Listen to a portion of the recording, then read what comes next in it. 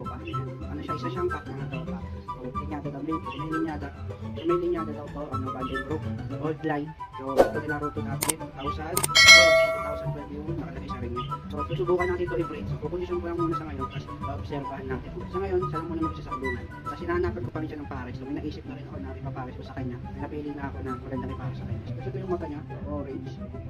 Ayan, orange ang mata ko. Ganda yung kondisyon. May tatak pa, may bakas ng tatak ayun yung likod. Kaso yung iba, yan naputol na, tulad nito. Ayan.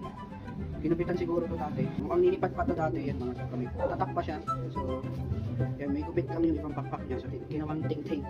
So, ito, kukondisyon ko lang tapos pag na-condition ko na. Ayan, pipilit na natin. So, may bakas pa siya ng tatak pa yan. So, mukhang nilipat to dati.